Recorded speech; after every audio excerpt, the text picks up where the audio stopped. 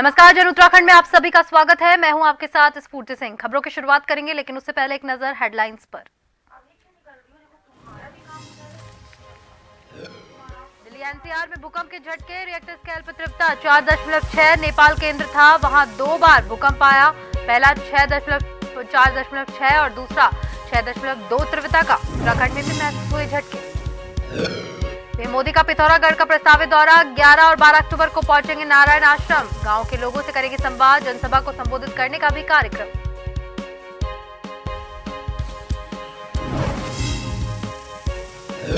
Uttarakhand CM Dhami का दिल्ली दौरा, शाम को होंगे रवाना। ग्लोबल समिट 2023 के लिए निवेशकों से करेंगे चर्चा। दिसंबर में प्रस्तावित है समिट।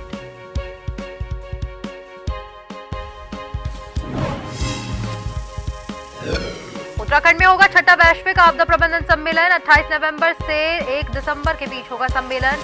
4 सत्रों में 50 टेक्निकल पॉइंट पर होगी चर्चा। और केदारनाथ धाम में मौसम की बेरुखी का हैवी सेवाओं पर असर पड़ा। एक और हेलीकॉप्टर की करारी पड़ी आपदा लैंडिंग, जहां पर घने कोहरे ने हालात बिगाड़े।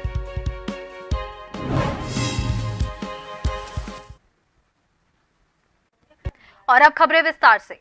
राष्ट्रीय शिक्षा सोसाइटी आज से आगामी 6 अक्टूबर तक देहरादून में चौथे राष्ट्रीय एकलव्य मॉडल आवासीय विद्यालय संस्कृति साहित्य और कला उत्सव 2023 का आयोजन करने जा रही है। इस आयोजन केंद्रीय जनजातीय मामलों के मंत्रालय के तहत राष्ट्रीय आदिवासी छात्र शिक्षा समिति की ओर से किया जा रहा है। केंद्रीय जनजातीय मामलों के मंत्री अर्जुन मुंडा, मुख्यमंत्री पुष्कर सिंह धामी और कैबिनेट मंत्री सुबोध उनियाल, विधायक उमेश शर्मा काऊ, मेयर सुनील उनियाल गामा और अन्य गणमान्य व्यक्ति कार्यक्रम के शुभारंभ के अवसर पर मौजूद रहे।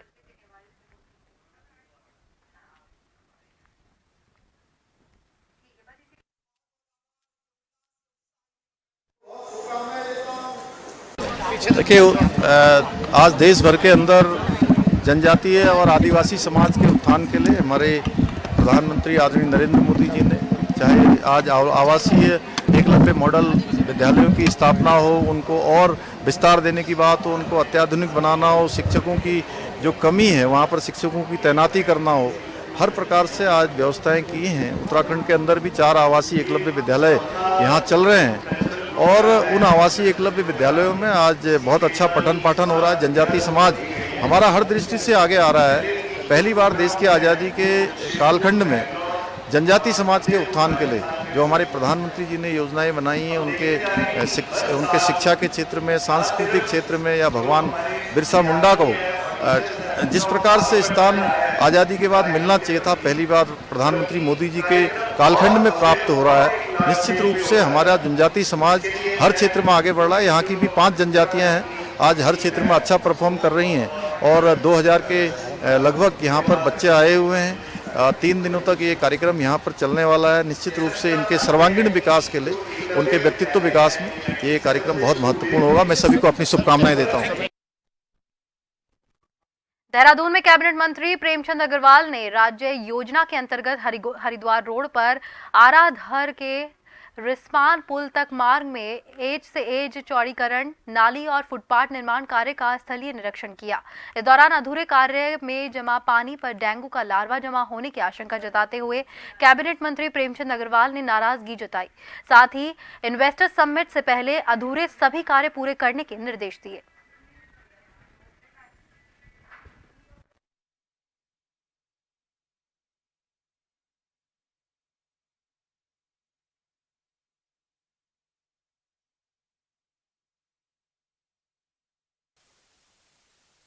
ये हमारा जो काम है और रिस्पना पुल तक ये लगभग 1600 मीटर का था, जो 9 करोड़ 76 लाख रुपए का था, जिसमें आप देखिए कि ये नाली का काम, साथ में उसमें सड़क का काम, टाइल्स का काम ये होना था।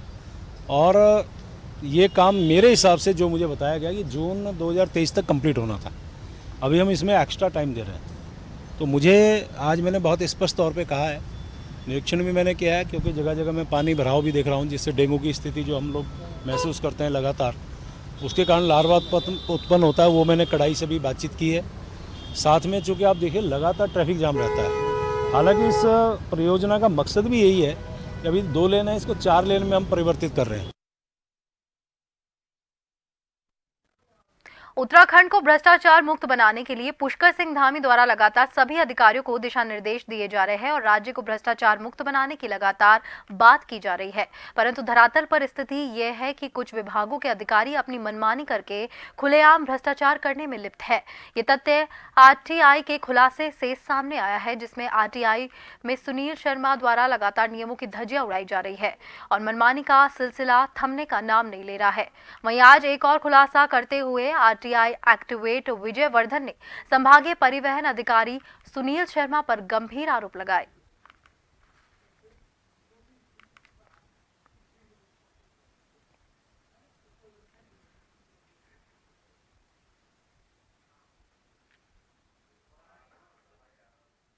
अभी मेरे द्वारा जो अभी एक आरटीआई लगाई गई थी, जिसमें आपने देखा होगा कि इन्होंने अभी कुछ जो है चेक पोस्टों का निर्माण किया था, जैसे कि ऋषिकेश में भद्रकाली, देवप्रयाग जाते हुए ब्रह्मपुरी में और कुठाल गेट पे इन्होंने चेक पोस्टें बनाई, जिससे मेरे द्वारा आरटीआई लगाई गई थी। तब उस आरटीआई में सूचना पे मुझे ये पता लगा कि जब कि ये इन्होंने जो कोटेशन दी है वो एक व्यक्ति को जो है 15 लाख रुपए की इन्होंने जो है उसको कोटेशन दी है। उसके बाद जो उसमें जीएसटी लगा के 17,62,हजार रुपए का उनको काम दिया, जबकि शासन से जो है 19 लाख रुपए रिलीज हुए हैं।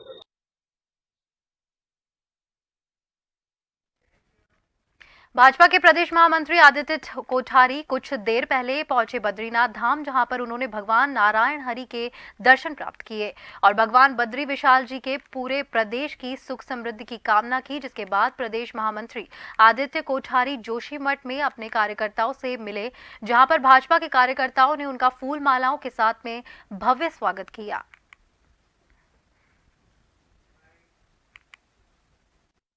श्री केदारनाथ जी और श्री बद्रीनाथ धाम के दर्शन करने के लिए आए थे। आज मेरी बद्रीनाथ धाम से वापसी हो रही है और दोनों जो ये हमारे धाम है उत्तराखंड के, ये इस समय जो है इसमें बहुत तेजी से काम चल रहा है। देश के प्रधानमंत्री आदरणीय नरेंद्र मोदी जी का विशेष ध्यान श्री बद्रीनाथ जी पर, श्री केदारनाथ जी पर है और वहाँ के लिए जो मास्टर प्लान तैयार किया है सरकार ने, और विशेषकर प्रधानमंत्री नरेंद्र मोदी जी डायरेक्ट उसकी मॉनिटरिंग कर रहे हैं। मैंने भी केदारनाथ जी में काम होते हुए देख रहा हूँ, बद्रीनाथ जी में भी काम होते हुए देख रहा हूँ और जिस प्लानिंग को किया है इस धामों के इसको विकसित करने के लिए, और मुझे लगता है कि जिस दिन ये काम पूरा होगा उस दिन ये विश्व स्तर पर बहुत तेजी से उभरेगा। वैसे भी वर्तमान समय में बद्रीनाथ जी केदारनाथ जी की जो मान्यता है वो पूरी विश्व स्तर की है। रुड़की शहर में सड़कों पर बेतरतीब खड़े वाहनों को लेकर यातायात के नियमों का पालन न करने वाले लोगों के खिलाफ कोतवाली सिविल लाइन पुलिस ने नगर में अभियान चलाया है। इस दौरान पुलिस टीम ने अभियान के अंतर्गत सिविल लाइंस क्षेत्र में यातायात के नियमों का पालन न करने वाले कई वाहन चालकों के चालान किए और आमजन को जागरूक भी किया गया।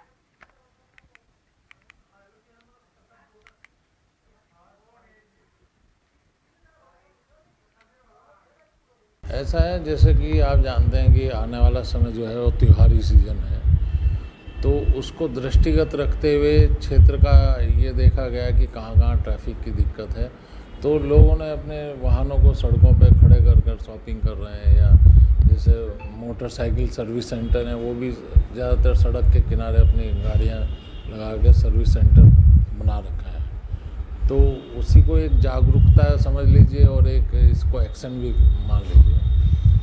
जागरूकता के साथ ही एक्शन की एक प्रक्रिया थी, उसी का यह अभियान था ताकि ये लोग जागरूक भी हों और जनमानस को आने जाने में सुविधा हो। तो उसी को दृष्टिगत रखते हुए आज ये अभियान चलाया गया था।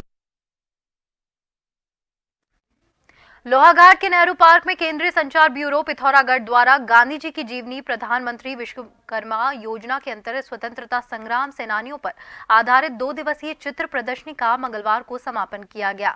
वहीं समापन समारोह के मुख्य अतिथि नगरपालिका अध्यक्ष गोविंद वर्मा रहे।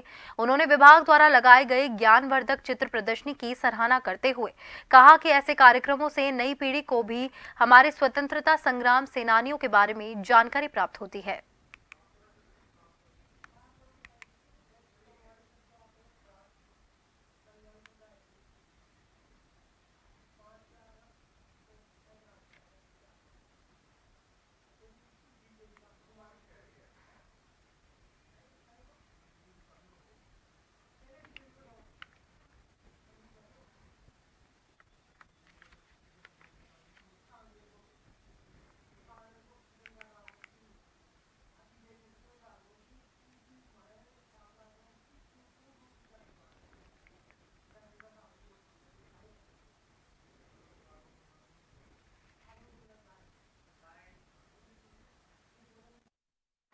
ये जो है केंद्रीय संचार ब्यूरो सूचना प्रसारण मंत्रालय भारत सरकार के क्षेत्रीय कार्यालय पिथौरागढ़ द्वारा यहाँ पर एक चित्र प्रदर्शनी का आयोजन किया गया, जिसका विषय था मेरी माटी मेरा देश, स्वच्छता ही सेवा, प्रधानमंत्री विश्वकर्मा योजना आदि विषयों पर हमने प्रदर्शनी लगाई, जिसमें हमारे जो लोहाघाट के 5-6 स्कूल हैं उन्होंने इस प्रदर्शनी को देखा और ज्ञान अर्जित किया। और मैं विशेषकर नगर पालिका के चेयरमैन साहब श्री गोविंद वर्मा जी का और उनके पूरे कार्यालय स्टाफ का धन्यवाद करता हूँ कि उन्होंने हमें बड़ा अच्छा सहयोग दिया यहाँ पर कार्यक्रम करने में। स्वच्छता ही सेवा पखवाड़े के तहत जो पूरे भारतवर्ष में चल रहा है और जो हमारे महापुरुष हैं संत राम सेनानी हैं, उनकी जीवनी पर प्रकाश डाला गया और समस्त स्कूल के बच्चों ने काफ़ी मनन किया इनके ऊपर जो हमारे महापुरुष थे और विभिन्न प्रकार की प्रतियोगिताएं चलाई गई यहाँ, जनरल नॉलेज से लेकर ड्राइंग प्रतियोगिता, स्वच्छता प्रतियोगिताएं, तो आज इनाम भी बांटे गए। आज दूसरा दिन है जो इनका बड़ा भव्य कार्यक्रम रहा। मैं धन्यवाद करना चाहूँगा पटियाल जी का, जिन्होंने एक टेलीफोनिक वार्ता में ही कार्यक्रम लगा दिया और साथ ही जो हमारे समस्त क्षेत्रीय बच्चे हैं, मैं बच्चों के जो जनरल नॉलेज के क्वेश्चन है वो क्वेश्चन पूछे गए और जो उनके भविष्य में जहाँ भी जिस क्षेत्र में जाएंगे बच्चे उस क्षेत्र में काम आएंगे और मैं समस्त बच्चों की उज्जवल भविष्य की कामना करता हूँ। खबरों का सिलसिला यूं ही जारी रहेगा। फिलहाल वक्त हो गया है एक छोटे से ब्रेक का।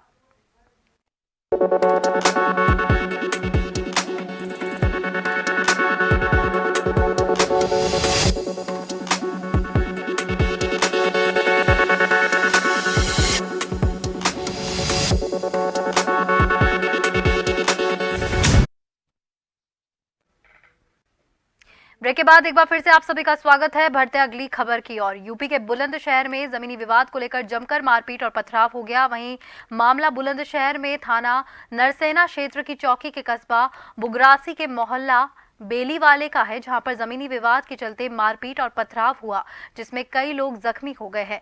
पथराव का वीडियो सोशल मीडिया पर जमकर वायरल हो रहा है। बताया जा रहा है कि पीड़ित पक्ष ने दबंगों के खिलाफ बुगरासी चौकी पर पहले भी शिकायत दर्ज करवाई है।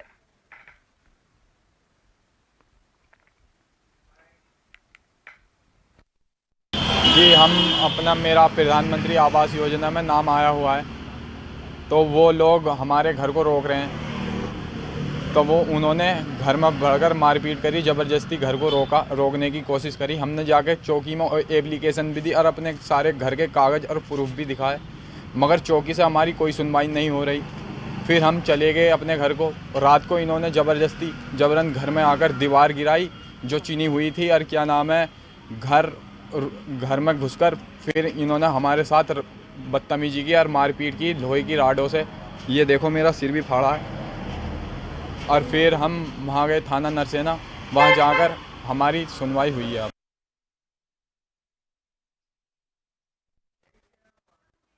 उत्तरकाशी के 15 गांव की करीब 2500 की आबादी आवाजाही के लिए जर्जर ट्रॉलियों में झूलने को मजबूर है। बता दें कि सीमांत जनपद के इन गांवों में नदी पार करने, मुख्य मार्ग तक पहुंचने और एक दूसरे गांव में आवाजाही करने के लिए 11 ट्रॉली संचालित हो रही है।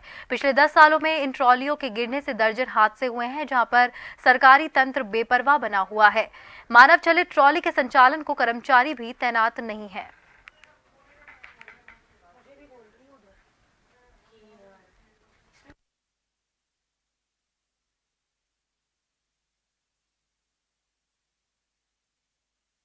उत्तरकाशी जिले में जो 11 ट्रॉलियाँ लगी हुई है, जिनमें 10 हस्त संचालित है और एक जो है मशीन के द्वारा चलती है।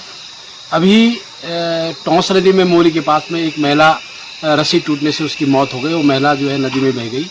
इसकी जो रख रखाव की जिम्मेदारी PWD के पास या अन्य विभागों के पास, जिसके पास भी है।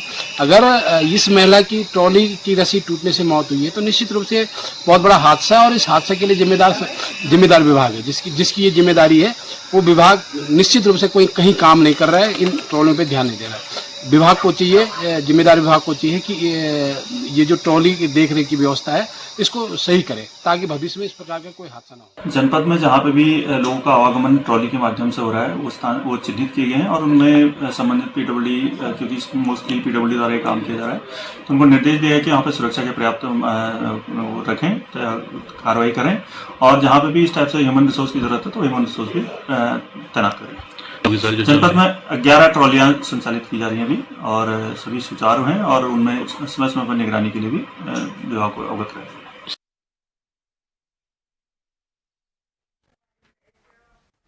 हरिद्वार रुड़की विकास प्राधिकरण दिन प्रतिदिन एक्शन के मूड में नजर आ रहा है, जहां पर आज एक बार फिर से रुड़की हरिद्वार रोड पर हरिद्वार विकास प्राधिकरण ने 4 अवैध रूप के विकसित की गई कॉलोनियों पर सख्त कार्रवाई की है। इन सभी कॉलोनियों को जेसीबी द्वारा ध्वस्त किया गया। हालांकि इनमें से कुछ कॉलोनियों पर नक्शे पास करके निर्माण भी कर दिए गए हैं।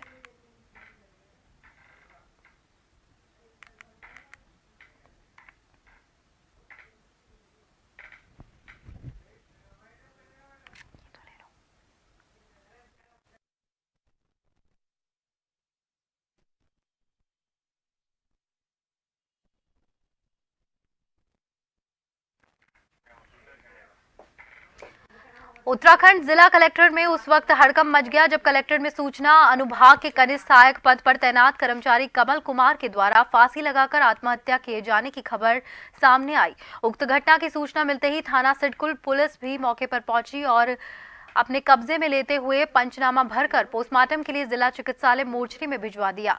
परिजनों का आरोप है कि परिजनों को जिस वक्त सूचना दी गई उस वक्त बताया गया था कि मृतक की तबीयत खराब है, लेकिन जिस वक्त परिजन कलेक्टर में पहुंचे वहां पर मृतक का शव जमीन पर पड़ा हुआ मिला।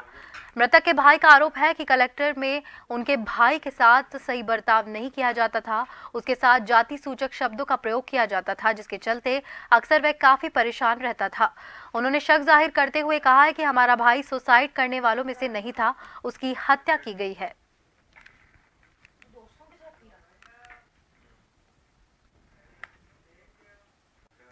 इसी के साथ जन उत्तराखंड में फिलहाल के लिए इतना ही। मुझे दीजिए इजाजत। नमस्कार।